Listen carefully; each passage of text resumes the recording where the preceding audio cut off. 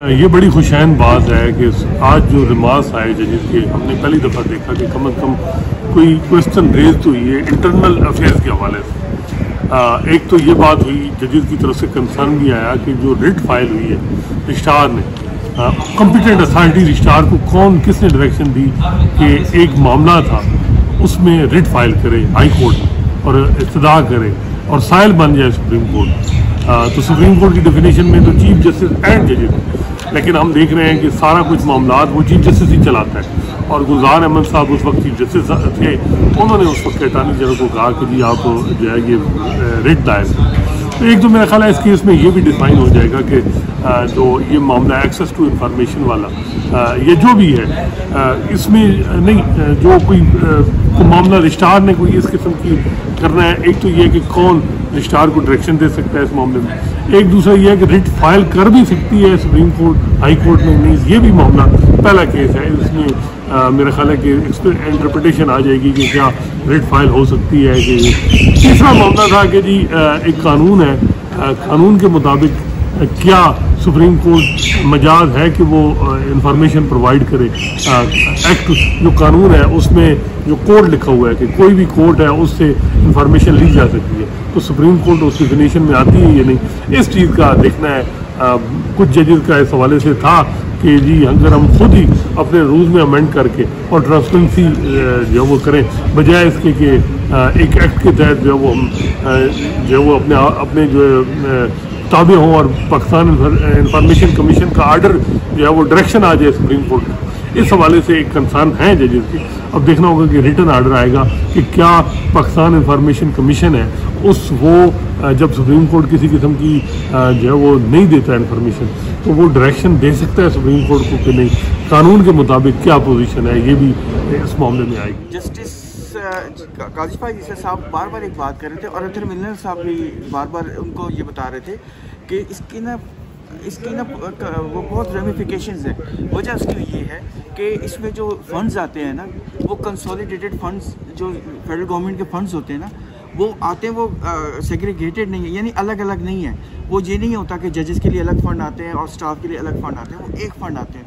तो और दूसरी बात ये कि सुप्रीम कोर्ट का जो फेस है वो रजिस्ट्रार ऑफिस है और रूल्स इसमें खामोश है।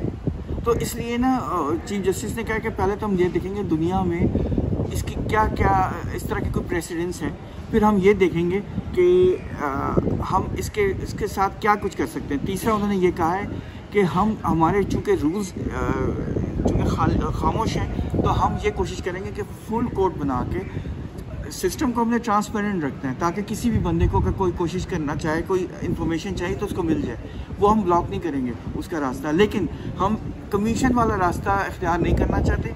हम वॉलंटरी देने के लिए तैयार हैं उसके लिए, लेकिन हमें मीटिंग करनी है फुल कोर्ट की। तमाम जजेस उसमें बैठ के ये फैसला करेंगे ताकि हम अपने सिस्टम को रेगुलराइज करें। ये 3-4 इंपॉर्टेंट पॉइंट हैं ये इसमें इस केस में इंपॉर्टेंट है, लेकिन अच्छी बात है कि कम अज़ कम क्वेश्चन रेज हुई हैं और ओपन माइंड से जजेस ने सुना है। ये अगर जजेस अगर मेरा ख्याल है कि ट्रांसपेरेंसी नहीं दे सकते सुप्रीम कोर्ट में तो फिर तो कोई भी नहीं दे सकता। सुप्रीम कोर्ट के जजेस ने आज ये भी कहा कि क्या हम अपने कॉज के खुद जज बन सकते हैं, इसको आप कैसे देखते हैं? ये भी एक सवाल था। ये बात है, बिल्कुल इसमें चीज़ है, लेकिन ये हमने देखा है कि अब ये क्वेश्चन आया एंड वंस फॉर ऑल इसकी इंटरप्रिटेशन जो है वो सुप्रीम कोर्ट नहीं करनी है, तो सुप्रीम कोर्ट बिल्कुल इसमें करनी चाहिए। उम्मीद तो यही है कि इसमें जो एक बात हो रही थी कि जी हम अपने रूल खुद अमेंड कर लें और ट्रांसपेरेंसी, क्योंकि इंडिपेंडेंस ऑफ जुडिशरी ऐसे वायलेट नहीं होगी कि कोई इन्फॉर्मेशन देने से इंडिपेंडेंस ऑफ जुडिशरी जो है वो सिक्योर होगी जब आप ट्रांसपेरेंसी देंगे। ये बात आ रही है, लेकिन इसमें सवाल है, जो सस्पेंस है, जो हमारे कई दोस्त सीनियर साथी कर रहे हैं कि क्या सुप्रीम कोर्ट जो इंफॉर्मेशन एक्ट है, कानून बना है, उसमें अपने आप को जो वो अंडर उस पर लागू करवाएगी या वो ये कहेगी, होल्ड करेगी कि कानून हम पे लागू नहीं होता है। ये असल सस्पेंस है तो वो इस सिलसिले में है। अब ये है कि चूँकि ये कॉन्स्टिट्यूशनल मसला है, क्योंकि इसमें सुप्रीम कोर्ट की डेफिनेशन भी आ रही है और इसमें बहुत सारे प्रॉब्लम्स भी आ रहे हैं। क्योंकि मुख्तार साहब जो पटिशनर है वो कहते हैं कि कॉन्स्टिट्यूशन में सुप्रीम कोर्ट की डेफिनेशन में रजिस्ट्रार ऑफिस नहीं आता, लेकिन दूसरे मामला में रजिस्ट्रार ऑफिस भी आता है। तो ये एक है इशूज़, बड़ा टिकलिश इशू है, तो उसको ज़रा सोच समझ के डिसाइड करना पड़ेगा। तो इसमें एक जस्टिस अतर मिनल्लाह ने ये कहा कि क्या हम अपने कॉज के खुद जज बन सकते हैं, इस पर आप बताएं। हाँ, ये असल में वो ये कह रहे थे कि क्या सुप्रीम कोर्ट, हाई कोर्ट में सुप्रीम कोर्ट रिट फाइल कर सकती, क्या हम अपने कॉज के लिए एक खुद ऑन आवर ओन कॉज हम एक रिट फाइल कर सकते हैं, और वो भी हाई कोर्ट में। सुप्रीम कोर्ट तो टॉप एडजुडिकेटर है, वो उस तनाज़र में हम क्या हाई कोर्ट में चले जाएँ? तो वो इस मामले में बात हो रही थी।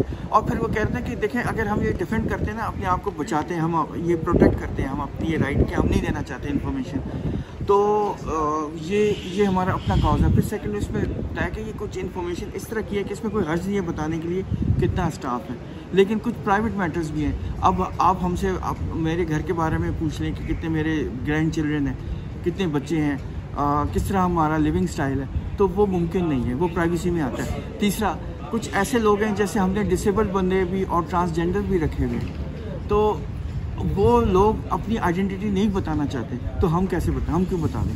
तो कुछ चीज़ें ऐसी हैं जिस पे रिस्ट्रिक्शन है, हर चीज़ आपको नहीं मिल सकती। लेकिन 19A के तहत राइट आपका ज़रूर है, फंडामेंटल राइट, लेकिन प्राइवेट मैटर्स में नहीं है। सुप्रीम कोर्ट के फंक्शंस के हवाले से जो कुछ आप मांगेंगे वो मिल जाएगी। देखें, हेयरिंग के दौरान जस्टिस अतर मिनल्लाह साहब बार बार उनको ये कह रहे थे कि आप एक तो वायरस चैलेंज करना चाहिए, तो दूसरा आप ये ना कहें कि रजिस्ट्रार ऑफिस का जो ऑर्डर है उसको चैलेंज ना करें।